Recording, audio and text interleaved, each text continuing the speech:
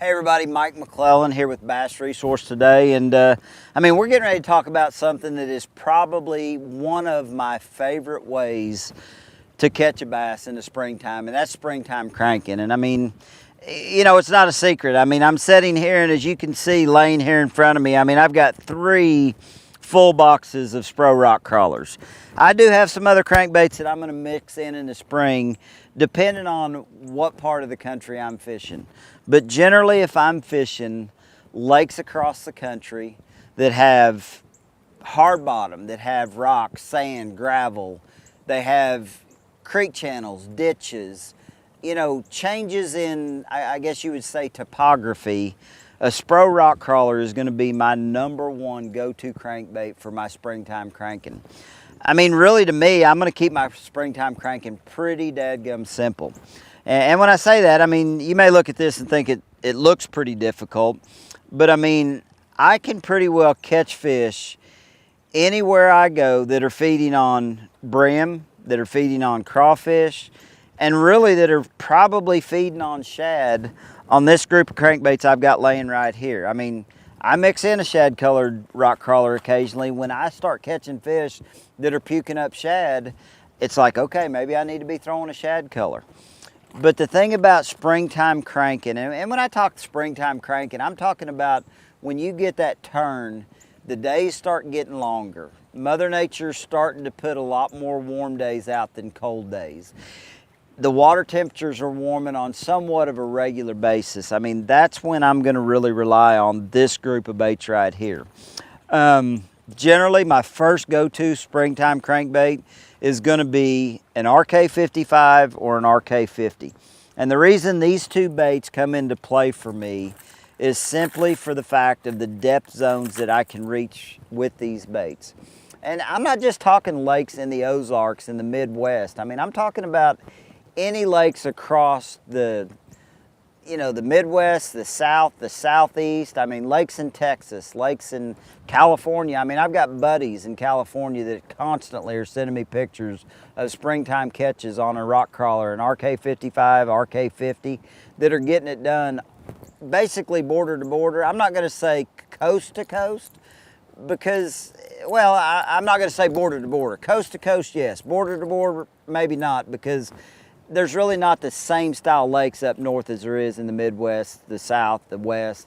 So these are going to be the 2 baits that I depend on. And the reason for it, like I said, is going to be the depth range. The DD50 is a bait that I can reach, depths of about 8 to 12 or 14 feet. On the right line and the right rod and reel combination. Generally, the DD50 I'm going to throw on 8 and 10 pound Sunline Crank FC. It's going to be a bait that, I'm fishing at a variety of speeds, but generally early in the spring, I'm going to be fishing this bait relatively slow. I'm going to be winding it with a 5-to-1 gear ratio reel, and generally 8 to 10 pound line on that DD50. When I start talking about the RK55, the original Spro rock crawler, that's generally when I'm going to up it a little bit. I'm generally going to be throwing 10 or 12 pound Sunline FC crank. And the reason for that is the bait naturally will go a little bit deeper. This RK55, I'm talking about a bait right here that I can truly get down to about 15 or 16 foot on the right line. So to me, that is really important to keep that combination going. And when I started talking colors, you can look in these boxes and see that I have got colors of all varieties. Brim colors. I really believe that you've got to stay focused on what the fish are primarily feeding on. In my opinion, on our Midwestern lakes, the lakes in the Ozarks, a lot of those fish in the spring are generally feeding on crawfish, just simply for the fact that the brim are usually a lot deeper than we're able to get that particular style of crankbait that time of the year. So those fish that are up there are generally feeding on crawfish. Sometimes they're feeding on shad if the water's warm enough that the bait starts pushing up a little bit. But that's really what I'm focusing on, is primarily crawfish colored baits. When I talk about my rod and reel setup, the big thing to me is I want to use a rod that is going to feel about the same across the board. So I'm going to use a Falcon 417 cranker. And the thing that's great about Falcon is they build a rod in everybody's price range. I mean, they've got 4 different series of rods that are all built in that 417 medium action that you can throw a rock crawler or any of these style crankbaits on. I'm also going to throw, generally early in the spring before the water temperature starts getting up there closer to 50, I'm always going to be throwing a 5-to-1 gear ratio Bass Pro Shop Pro Qualifier reel, because I feel like we as anglers tend to fish too fast in the spring. We're excited to get out there, the water temperatures are warming, we're ready to get after it, and I think when we try to team this bait with a higher speed reel, a 6-to-1, 7-to-1, 8-to-1, we don't fish slow enough to be truly effective. So that's the reason I force myself to throw that 5-to-1 gear ratio so I can make myself slow down.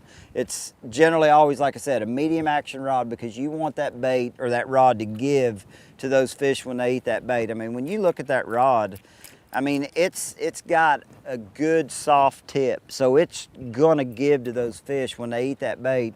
And anytime you're throwing baits with treble hooks, you want a rod that the fish can inhale that bait and you're not pulling that bait away from them. So that's the reason rod and reels are so important. As the water temperatures warm up and you get into that later portion of spring, you know, where it's getting up into the 50s, that's when I am going to increase the speed, because the fish get a little bit more aggressive. They get a little bit harder to control when you hook them. So I'm going to go to a 6-to-1 Signature Series Bass Pro Shop reel. My lines really aren't going to change. The only reason I generally ever go up in line size is if I'm trying to keep this bait shallower. And when I say that, you know, people are like, well, why would line size have anything to do with that? The bigger the diameter of your line is, the more drag it's going to have when you're cranking it down through the water column. So heavier line is not going to allow this bait to go as deep. So if I want to keep that bait up, say, you know, 10 foot or less, I might go to 14 or 16 pound sunline crank. And that's a way you can kind of adjust the depth range of your bait. Or you can do it with the size of bait. Like I said, the DD50 isn't going to go quite as deep as the original RK55. So it's one of those situations you can do it one of 2 ways. And a lot of that depends on what the size of the forage is the fish are feeding on. In my opinion, that RK55 day in, day out is a great size to throw. But when I get to catching those pre-spawn bass that are spitting up those little bitty crawfish, that's when I think about that little 50, because that's a key time that those fish are telling you they want smaller profile baits, and that's when that little 50 can really get it done. As the water temperature warms a little bit more and the fish even get shallower, that's when a bait like this little, just the original RK50 is going to come into play for me. This is that bait. It's a smaller profile bait, but it'll only dive about 4 to 8 foot deep. The bill angle on it is just slightly different. It's got a little different wide wobble in action, and that is a bait, if I want to fish in that 4 to 8 foot zone, that I'm probably going to rely on a little bit more. Now when we start talking about lakes, well, let's back up just a hair.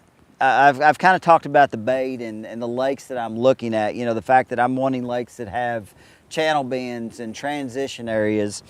And that's probably one of the biggest things to fishing a crankbait that I think a lot of people overlook. I see so many people go in a cove and they just put the trolling motor down on one point and they fish all the way around the cove. Even if they catch a fish or two, they don't really focus on why they caught that fish. And to me, there's 2 or 3 things that really contribute to that. And generally it is transition areas. And when I talk about transition areas, it's not always, you know, a depth change. It's not always, you know, something real dramatic. It can be something as simple as a rock change. You know, you go from a ledge bank to a broken up type rocky bank. You go from broken up rock to gravel. Those are the kind of transitions that I really start paying attention to, and you'll figure out you can pattern these fish that you're catching on baits like this, where you don't have to go in and fish the whole creek. You go in and strictly focus on those key transitions. Sometimes it is the creek bend transitions where that creek channel swings up close to a point and then swings across the creek. Those transition areas where that creek channel switches sides can be really key places to catching them that time of the year. The other thing that you really want to focus on is the type of lake that you're fishing. When I get into that situation in the spring and the water temperature's really warming up, but you're still ahead of the spawn. I mean, the fish aren't ready to spawn yet. Another little bait that I like to throw in the spring is the little Spro Speed Demon. It's a bait that'll only run, you know, maybe 3 to 5 foot deep. It's a bait that has a rattle built into it. It's similar in action because it's kind of a wide wobbling bait.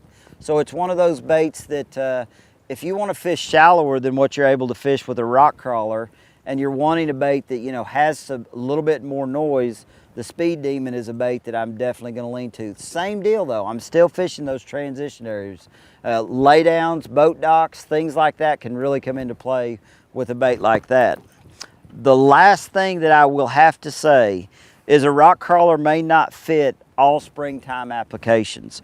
Sometimes a flat-sided bait, and especially in lakes that fish really feed heavily on shad, and I don't know what it is about the lakes in the southeast that have a lot of clay, but it seems like a flat side style bait sometimes can be a real key, and that's the reason I always carry a good selection of the Little John, not just the original Little John, but the Little John MD. I mean, I've got 2 baits here that I can fish in depths of the Little John, you know, 2 to 5 foot deep, the Little John MD, 5 to 7 foot deep.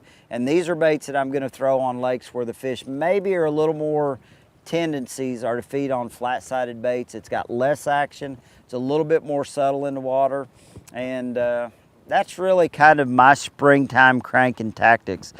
I don't feel like I gotta have 15 different styles of crankbaits. I really feel like I can get pretty much everything I wanna do cranking in the spring done with this selection right here.